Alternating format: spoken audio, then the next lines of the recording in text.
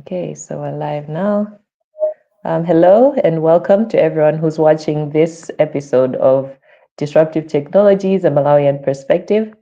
On this episode, we have a special topic. We are not talking about a disruptive technology. However, we're talking about Malawi's digital transformation progress. And I have a special guest with me here, Mr. Bright Chidzumeni. And I'm just going to give him the floor to give his background, where he's going to do his introduction.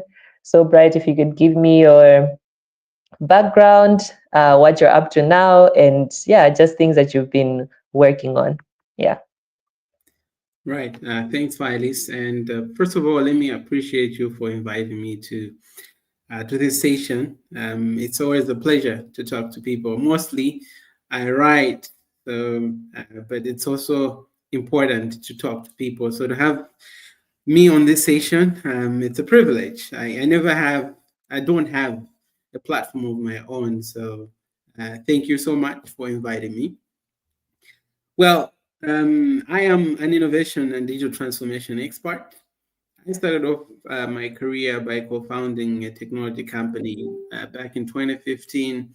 It was called Techulis, so technologically customized learning systems. So basically, we were developing digital solutions for education.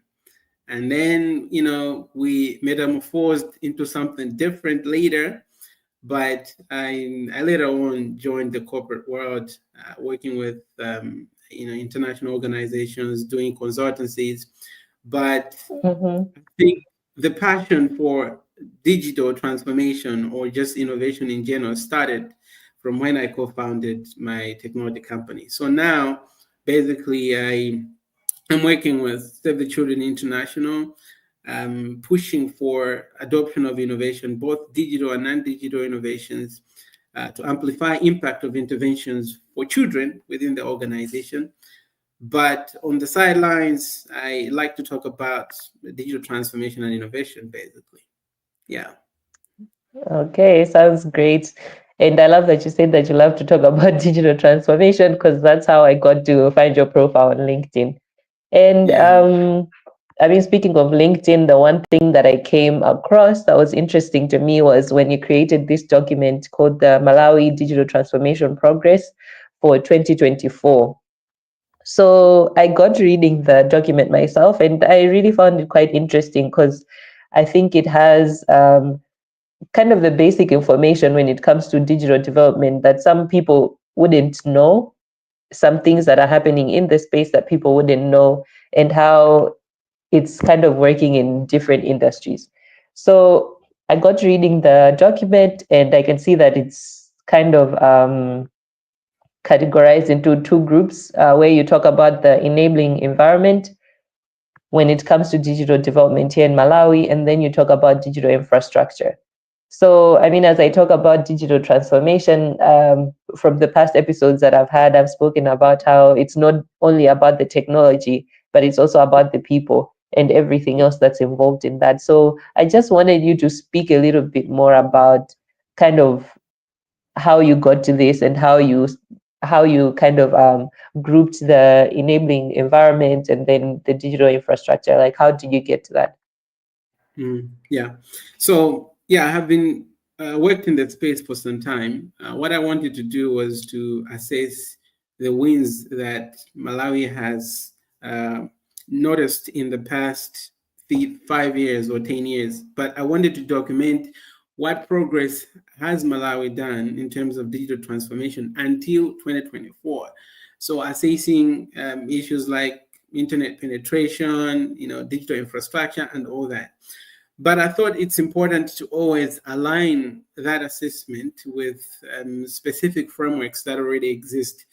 I didn't want people to think I'm just, taking this out of my head or just based on my experience, but like existing frameworks that monitor or that assess digital transformation. So I looked at the UNDP's whole of society inclusive digital transformation framework. I looked at the African Union digital transformation strategy because that's what all the different strategies in all African countries are aligning to. So from there, I came up with four different categories, with the fifth one more like an intersection between two, in assessing the Malawi digital transformation progress until 2024. So that's how I came into developing these two sections so far on the enabling environment and the digital infrastructure. Yeah. Okay, great. So I think now we can kind of do a deep dive into exactly what you mean by an enabling environment when it comes to digital technology. So what does this look like exactly? Yeah, right. So I think as an introduction, to introduce these two sections, when we look at the enabling environment, we're talking about policy and regulatory frameworks which allow the development of innovations. There are some policies that can inhibit development of innovations and even the uptake of digital transformation. So the enabling environment allows players in the ecosystem to be able to adopt innovations and for digital transformation to have an uptake, a forward uptake. And that is an issue of policies. So it's mostly about policies, strategies that the government puts in place. And the key player in enabling environment is the government. For example, when you're talking about fintech, you need regulatory sandboxes. And this is championed by the Reserve Bank of Malawi or the central bank of a country. So if the Yeah. central bank of a country does not allow innovators to build upon regulatory sandboxes or does not have that policy, it means they will inhibit development of fintech as a sector. So that's what I Mm. mean, enabling environment. Yeah. Okay, great. So apart from governments, maybe what are the other players that could be involved when it comes to working on policies and regulations for these digital innovations to kind of take place? Yeah, obviously, good question. In developing policies, the government does not work as an island. You have to Yeah. engage experts. You have to engage even, individuals to be participants of that process. And this allows to tap on the experiences that people have or experts know about how best to develop a policy, specifically when it comes to digital transformation. So, in our case, we're talking about, different established, organizations such as, the ICT Association of Malawi have experts within, that organization. We need to talk about MACRA as the leader in telecommunications and digital innovation. They have to be involved in the process. So government will lead the process, but mostly it will be these stakeholders coming in. You have international organizations like ITU, that we can engage to get certain insights, because most of the policies are already developed by certain bodies. I mentioned about the African Union already developing an African Union digital strategy. And then you have ITU that have done so much research in digital transformation. You have GSMA that has done a lot of research in digital transformation. So you do not want to reinvent the wheel, but to build upon what has already been discovered. So they have so many policy documents that we can refer to as much as we can engage people on the ground. So more like having primary engagement with stakeholders, which is you have physical interaction with different players in the ecosystem, but also you do a secondary engagement through research. So, review of already published research papers and policies that we can mirror after and contextualize to our own situation. Yeah, so I think those are the key stakeholders that you engage with mostly.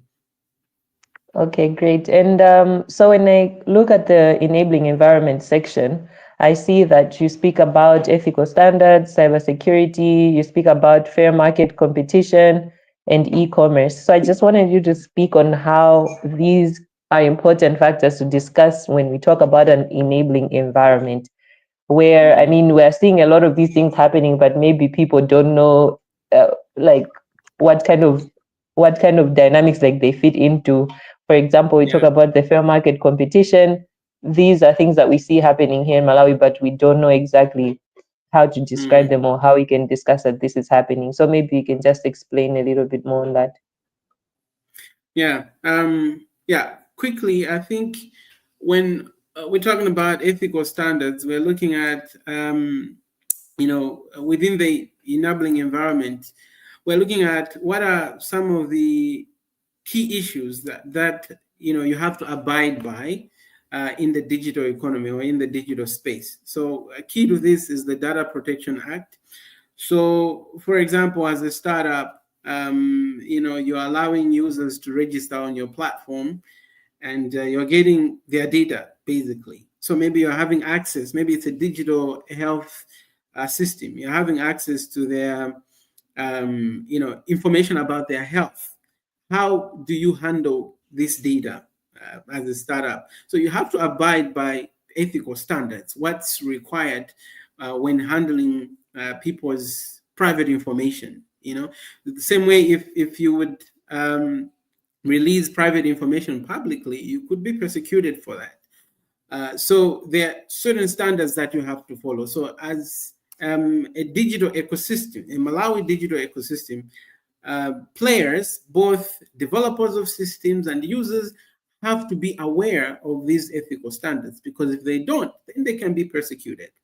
And beyond just being persecuted, you are infringing other people's rights for not abiding by the ethical standards. I gave an example of the use of AI. How best can we ensure that um, AI is being used in a good way, ethically? So all those issues are what covers ethical standards and helps us in building a good ecosystem. If ethical standards are not being followed and people's rights are being infringed, it means you are going to have people that are going to resist to adopt certain solutions, because they will feel that their information or their data will not be protected. So I talked about issues of cybersecurity. How based can we ensure that people are aware of cybersecurity issues? The tactics that fraudsters are using to rob people. I think a good example is mobile money. We've had a lot of issues, people losing their money through Airtel money and even TNM Pamba, because they're not aware of tricks that fraudsters are using. So it covers both on the awareness of the users on how best they need to be safe from using when using technologies. You might remember that recently, I think Airtel Money has introduced face recognition on their mobile money app. Basically, that's to strengthen the cybersecurity issues that we've been facing for a long time. So we want to strengthen that, and I think the score for Malawi is quite high on that, mainly because of the policies that we have established, but also technically, to some extent, we have some sufficient professionals who are pushing for cybersecurity protection. So if you look at the ITU Global Security Index here, you see that our scoring is in tier 3, which is establishing. We are not the best yet. So it measures from tier 5 to tier 1. Tier 1 means you're the best, but we are in tier 3, so just establishing.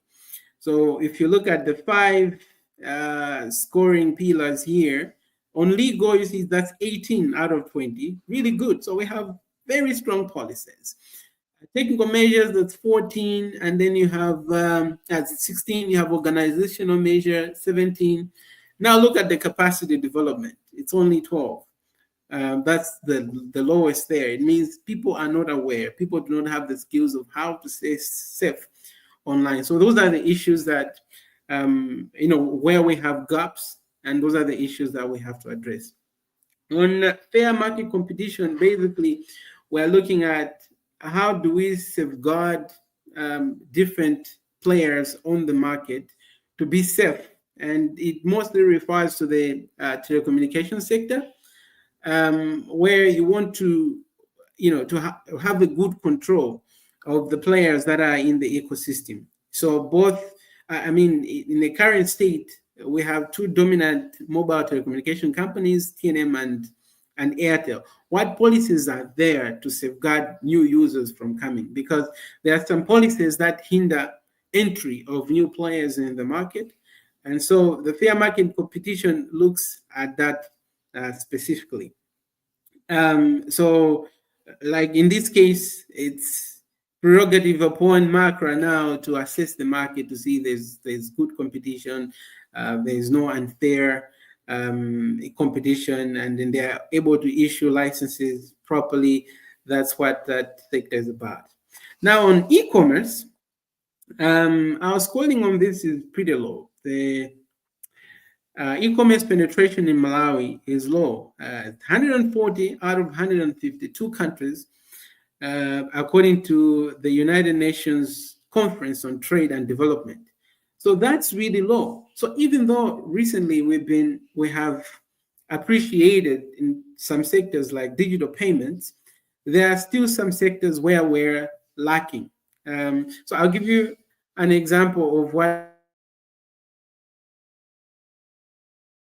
the promises. The the the strategy says that for us to be able to reap benefits from e-commerce, for example, we need internet penetration at 80%. We're currently at 27%. We need broadband at 95% of the population. I think now we are around 86 or thereabout. And then we need smartphone penetration, high smartphone penetration up to 50% at least. Right now we are at 36% smartphone penetration. So all these are really key when it comes to e-commerce. And apart from that, you think about the national addressing system. Every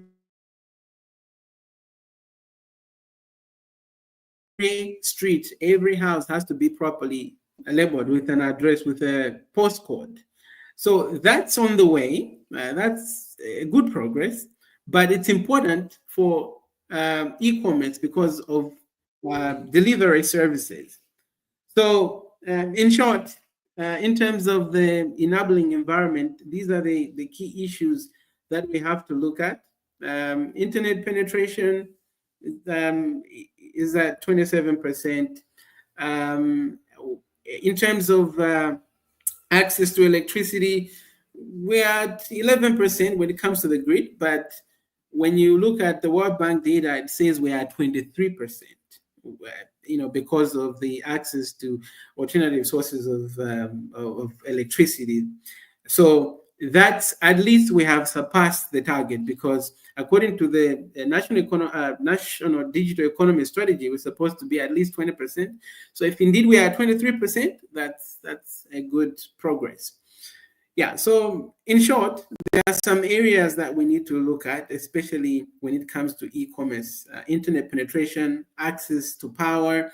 We need to work on that. In terms of the policies, the data protection, cybersecurity, we have really good scores on that. Yeah, in briefly, that's how I'll put it. Okay, great.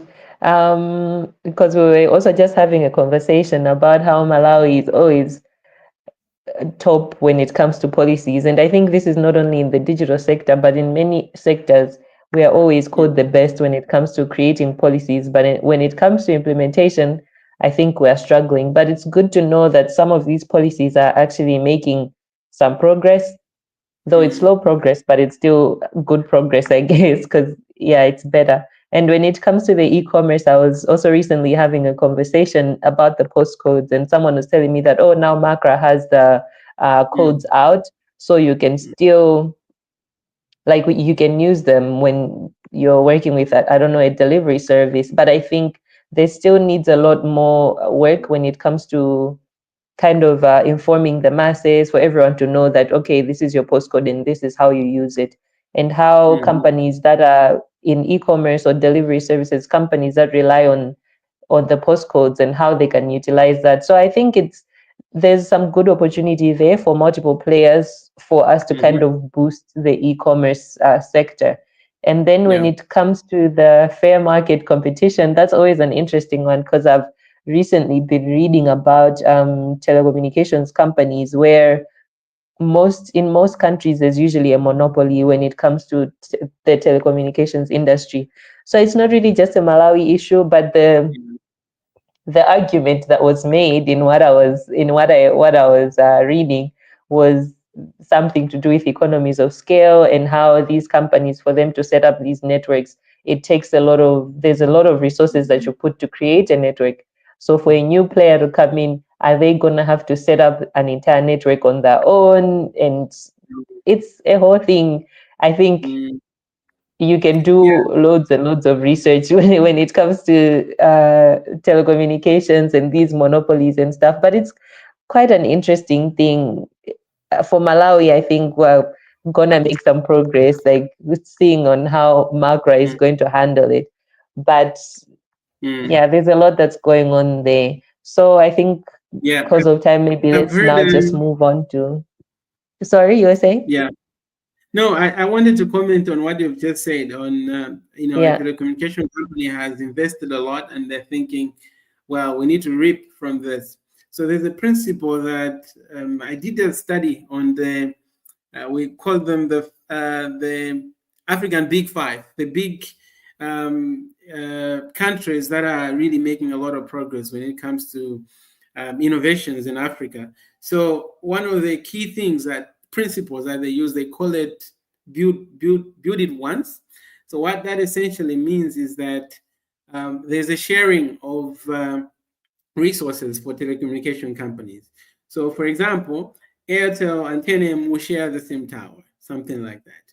If they're yeah, building an electric line, they also use the same poles to have like a network line, an internet line, something like that. So it's a principle that has worked in some other countries, and yeah, it's a good excuse, but those are some of the strategies that we could use maybe to reduce the cost of entry into the market.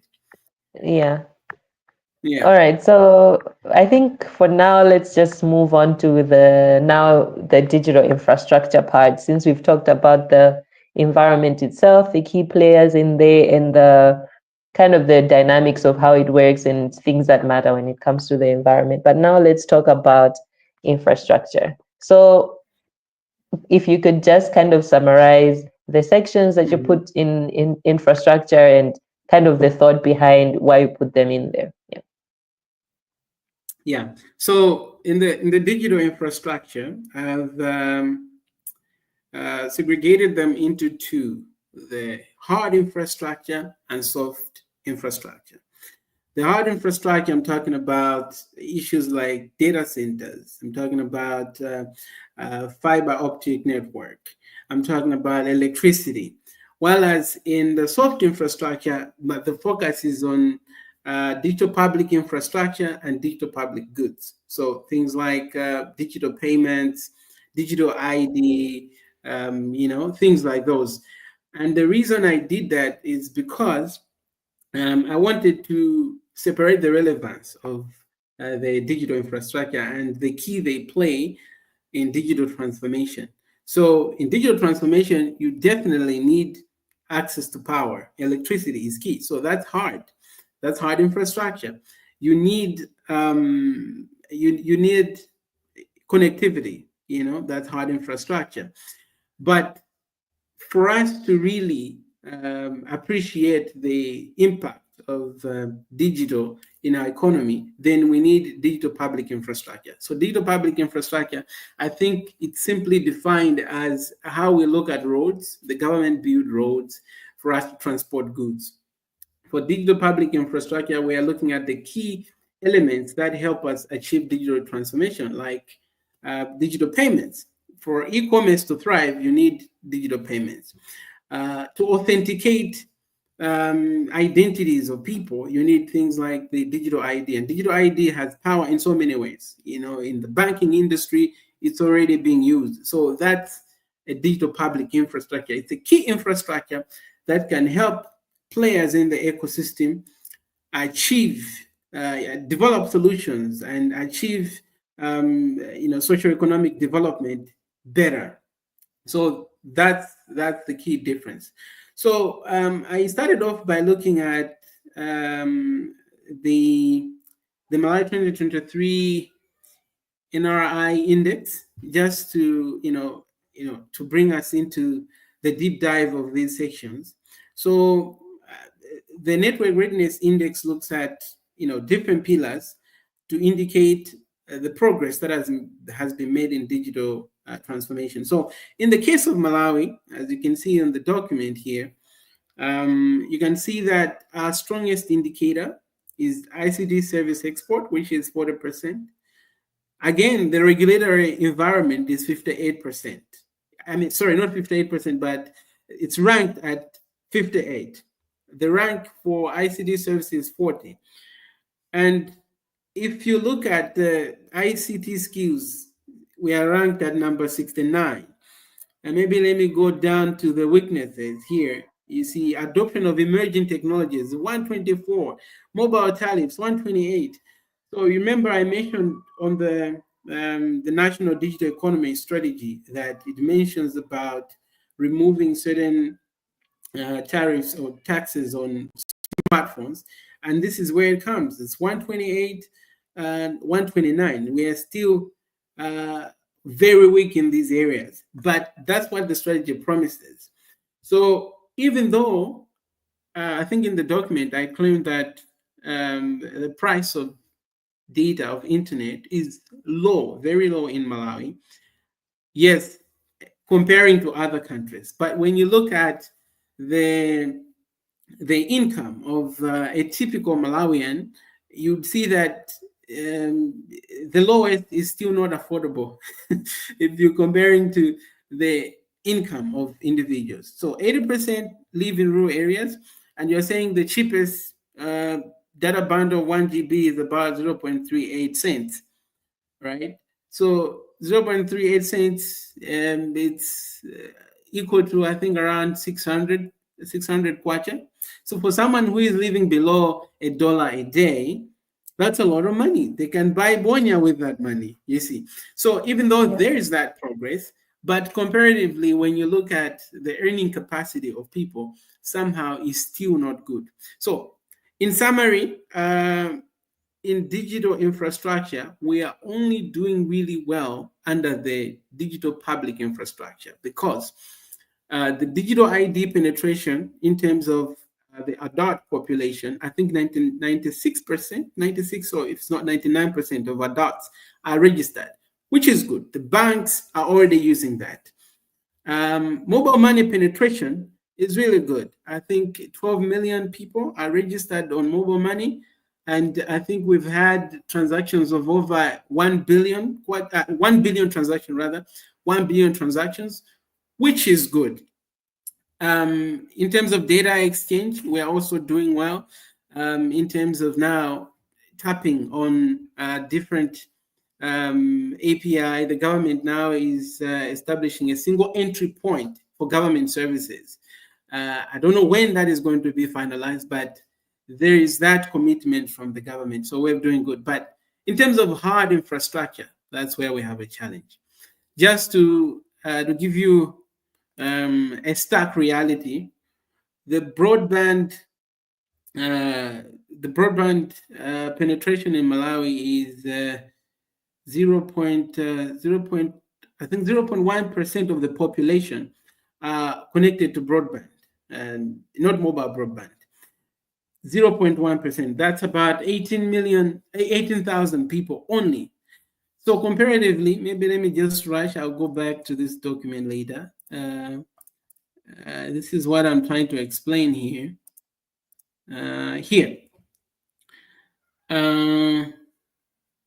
See, fixed broadband here Malawi, you can see here it's 0.08, about 0.1%. Comparatively, if you look at Kenya, it's 2.3. And of course, these other countries are also lagging behind. And for Nigeria, it's mostly because of the population. But otherwise, we are really low. So the importance of fixed broadband is it is taken as ideal as compared to mobile broadband because it's fast, the internet is fast, and it's assumed to be cheaper as well. So far, we have about 4,000 kilometers of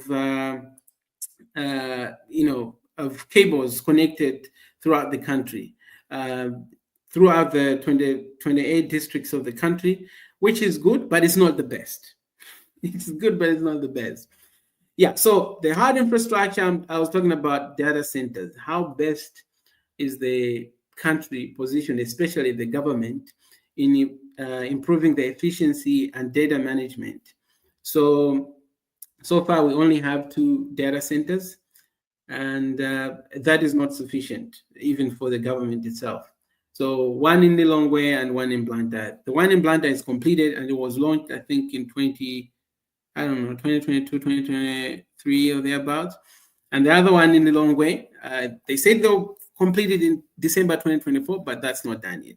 I already talked about access to electricity. Fiber optic network, I've mentioned about the 4,000 kilometers of fiber, which is good, but it's not the best. So these are the opportunities that players out there can come in Malawi and say, hey, we would like to invest in this. We've talked about connectivity already in terms of 2G and 3G. 2G, 3G, we're doing really good. But the best, 4G, we are only 25% penetration. So if we're talking about online content, for example, I think there was a low scoring on online content for Malawi. You need 4G connectivity.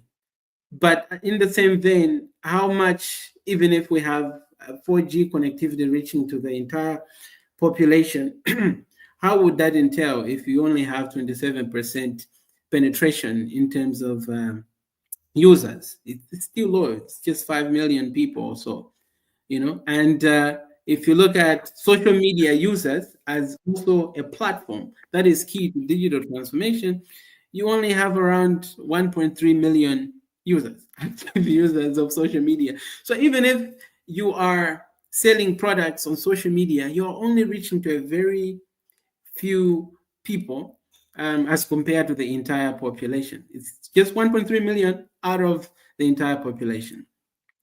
Yeah, so you can see here, facts and figures in terms of the mobile connectivity in Malawi. The cellular connectivity is 86%. It means if you build solution on USSD, you have a greater reach than if you build internet technologies or internet solutions, and that would promise you reaching up to 11 million people. Yeah, so this is how we fare with other countries in terms of fixed broadband, which I mentioned earlier. South Africa is up there. Kenya is somewhere there. The regional median is here. So this is sub-Saharan Africa. But Malawi is way below the region median, which we need to improve. I've talked about the internet access already, that even though this is cheap, 0.38 is very cheap as compared to those other countries. But if we compare to the earning capacity of Malawians, it still remains expensive. So we still need more players to come in the space, those offering fixed broadband to come in the space. Well, I could have said that the coming of Starlink is solving that, but it's only appealing to the rich. The rich are the ones who can afford that anyway. Yeah. And the other key thing is the internet exchange point. We only have 2, and this really just helps us to manage the latency of connectivity. And yeah, and then the other part is the soft infrastructure, where I was talking about the digital public infrastructure and digital public goods. where we are scoring really well, specifically on digital public infrastructure. But on digital public goods, we are not doing well. So digital public goods, basically think of it as an open source resource. So be it open source software, open source AI models, data portals, and things like that, we're not really good. It's only recently where young innovators can have access to Airtel Money API. It wasn't the case in the past. Now you can negotiate with Reserve Bank to allow you to operate without a license. It was not possible then, but we need the government and other players to take a leading role in influencing players in the ecosystem to have open source resources, make it available to everyone to use the APIs, the data sets and things like those. Those would be important in digital transformation, because if I have access to a digital payment platform, Airtel Money and Pamba, I need their API. So if they are not going to release the API, it means I cannot build upon their technology for a particular solution. So in terms of digital public goods, not really good. In terms of digital public infrastructure, the DPI, I think we're good. I could say so. I think we're good. Yeah. So these are the issues that I wanted to highlight in my assessment of the ecosystem, specifically on how important they are for the transformation of Malawi. Just to mention how significant digital ID has been, there's a report by UNDP that says that with the adoption of national ID to around 99% of the adult population, it has helped the country save around 43 million US dollars, which is a substantial amount of money that can be invested elsewhere. So think of it like if you go to road traffic, all the systems are integrated with the national ID, and there's a single entry point for the government services. If you go to NRB, you are able to do all the services online. Whatever service you want to, maybe ticketing. You want to pay for to renew your business license. All that, of course, is already happening online. If we have every government service digitalized, it will make a significant difference in terms of the government itself, but also the people.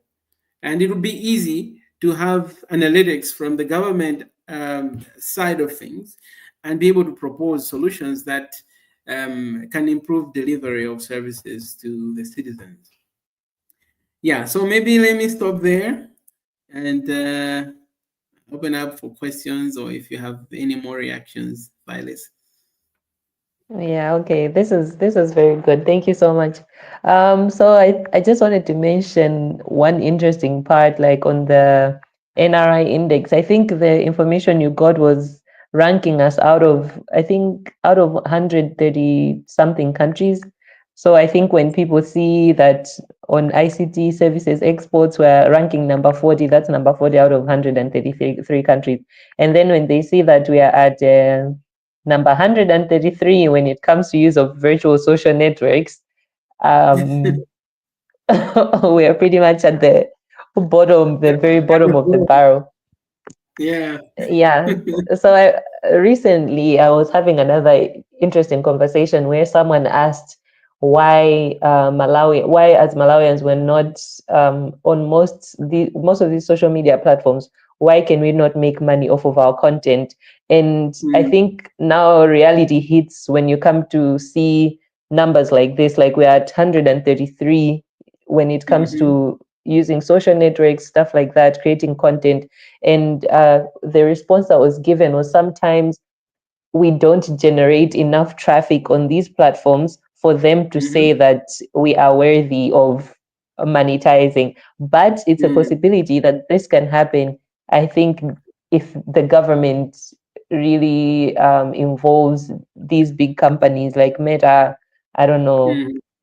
Yeah. Google, whatever, so that they allow us to monetize off of these platforms. But I think one of the other things that we don't see is, oh, I have like 2,000 followers or I have 10,000 likes on TikTok. For us, that equates to, that's very, like, that's a lot of people. But when you compare it to numbers like this, when you look at the population in the country, when you look at the fact that most of the country is offline and how the big picture looks, I think then you start to realize that, oh, We this is have a not lot of work to do. exactly, yes. But I really like the report and everything that it entails. I think it really gives a broad picture of what we should look at when we talk about digital development.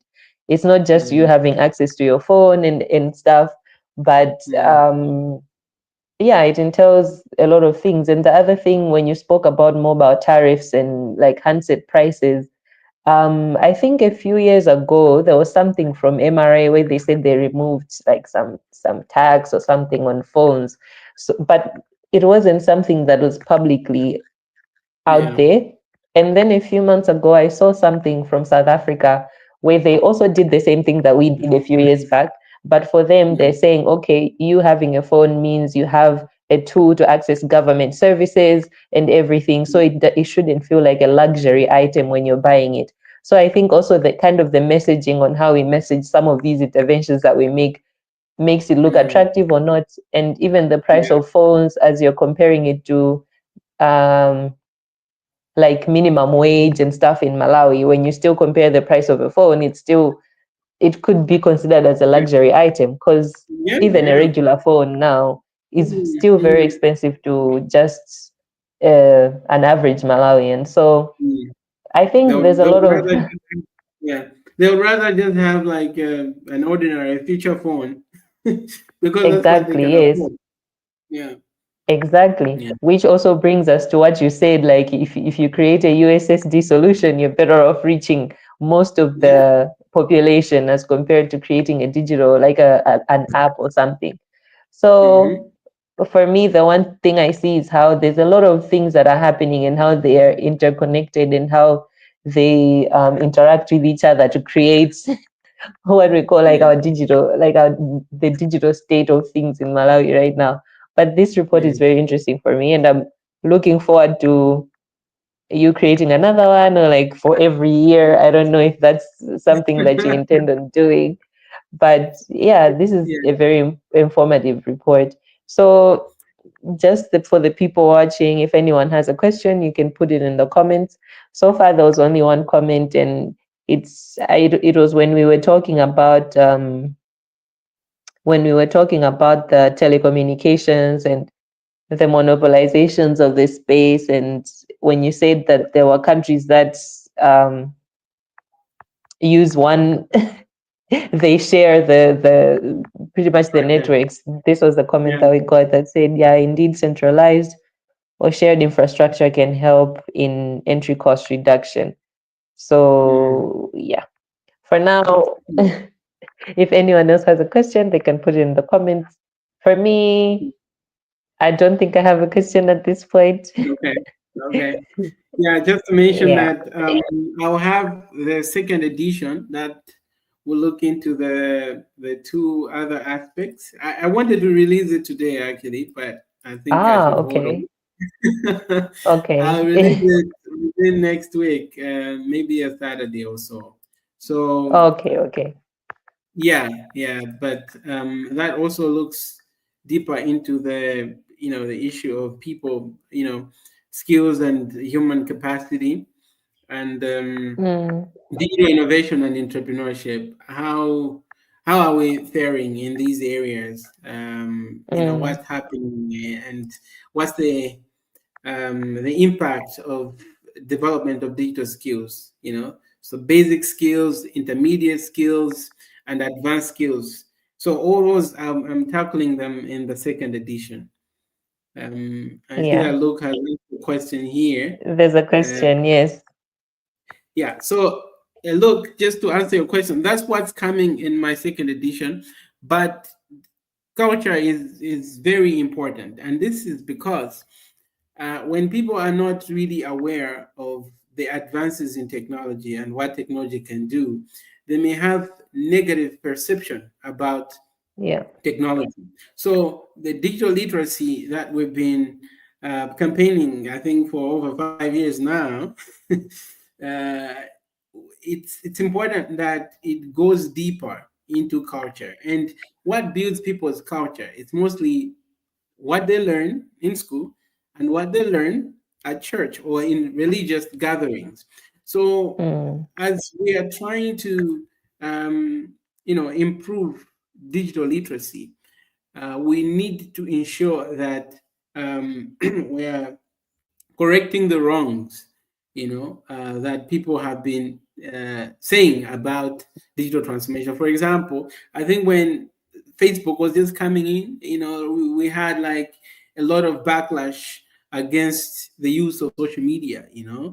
People would call it the devil's platform, but years later, here now, every pastor is on social media preaching on Facebook. So Yeah. culture is very important. Either it can propagate the development or the adoption of digital technologies, or retard the adoption. And so Mm. it's an issue that we have to work on through digital literacy, facilitating digital literacy, and not just in helping people gain skills, but understanding how technologies work. So I think the Malawi National Planning Commission has a lot of work. I think that's their job. As much as they can incorporate digital skills in our education curriculum, they also need to some find a way of engaging religious groups Yeah. in educating them on emerging technologies and how they work, so people understand, and that would help them have a different attitude. Otherwise, this cultural issue, we can't deal with it. Yeah, Yeah, and I think the thing, like when I mentioned in the beginning, like digital transformation really isn't just about the technology, it's about the people. And I think most of the efforts are spent on convincing people that okay, you have to change. This is not how you work anymore. And yeah, even the thing I mentioned, like how South Africa coined their "we have reduced taxes on phones." They didn't say we have reduced taxes on phones. They said mm, you're gonna use this as a tool to access government services. You're gonna use this as a tool to access services. So you're kind of relating to the human part of them, like okay, mm, for me to go be on a queue all day, it takes long, it does this, it does that. When I use my phone, it's going to be easier rather than just being like, mm, okay, cheaper phones now, like, and I think that's the thing, like, we don't invest a lot on the people than we're supposed to do, more than we're investing on yeah, the technologies themselves. And exactly. There has to be a good yeah. balance. Yes, it does. It does. And I've seen this in Kenya as well, where they have these smart government interventions where they want people to access pretty much all government services online. They Mhm. still want to understand why some people want to deal with a person than deal with an app or deal with a website, to be like, okay, I have this problem. They would rather speak to a human being than speak to their phone Yeah, or a mm, website, yeah, or everything. So they want to invest more in understanding why that happens, or like why people would rather go through people, go be on a queue mm, all day than mm, just log into an app or like log into a website. So we really need to invest a lot when it comes to the culture part. But culture does play a very big part when it comes to people accessing digital platforms and yeah. stuff. Yeah, think of we have now AI services where you are, somewhere in the village somewhere, you have access to internet, you have data, and someone is sick with something that you're not aware of. You don't know what that sickness is. You can literally go on a healthy AI service and log in the symptoms that you're seeing, and it will give you solutions that you can use as you are helping the person to go to the hospital. think of that being adopted in the village somewhere. It's not easy to convince someone, hey, you can ask AI, you can even use your voice to ask AI, speak in Chichewa, and it will give you an answer on what you can do now as you are planning to take this person to the hospital. It'll be difficult to convince them. It's, it'll be difficult to convince. So, unless they are well trained and they understand the emerging technologies and how they work, it will be easy for them to say, okay, I think this is how it works. That's it. You know, a mere face recognition to some other people, it's a challenge. Like, hey, how are they scanning my face? How is that? How is that possible? I'd rather not use this technology. Why is it scanning my face? You know, so those are the challenges that we encounter with culture. So there must be culture has to be well integrated into digital transformation, without which we're going to have challenges. Okay. So, yeah, thank you so much. Thank you so much for this conversation. Thank you so much for sharing with us your reports, and we're looking forward to the next one. So, just before we close, I just wanted to ask you, like, from what you saw last year in 2024 when you were creating this, what do you think? Like, are we on the right track? Should we correct some things before we move further, or we can proceed the way we are? Just how do you feel about Malawi's digital transformation progress at the moment? For me, it's still slow. We have the right policies. The regulator framework is good, but that is primary. So that we are on the right track. The challenge is implementation. And one of the reasons why I think we have issues with implementation could be an issue of resourcing. Maybe we bank on the government to implement all this. The private sector is not really well aware of the dividends that are available when you invest in digital technologies. So uh, we are on the right track only in the policy aspect.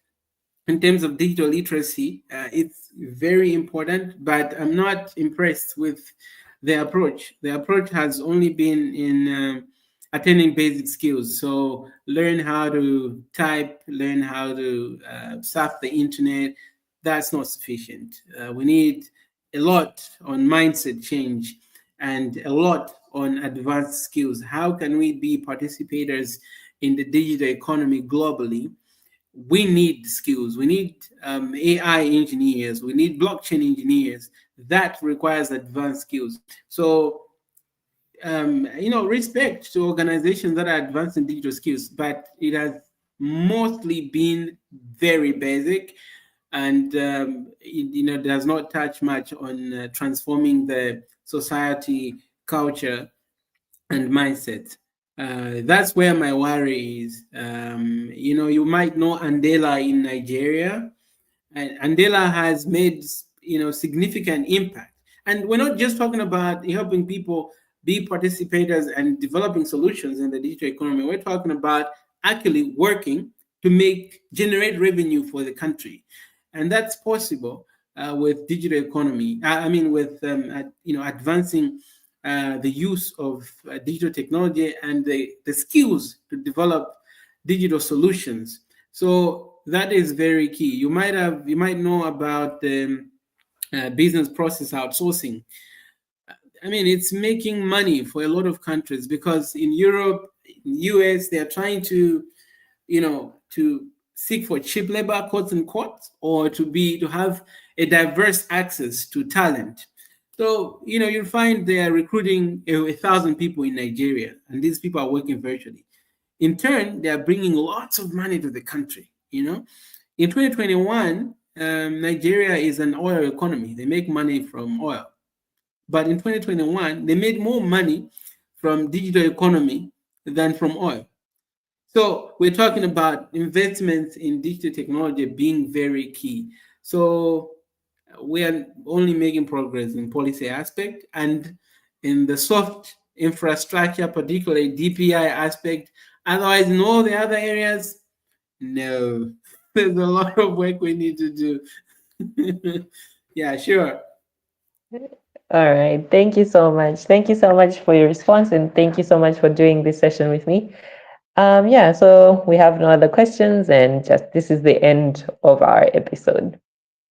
All right. All right. So Yeah. yeah, thank you Yeah. so Thank you much. so much, Dennis, for inviting me. It's a pleasure. I had fun talking to you, and hopefully we'll talk again next time.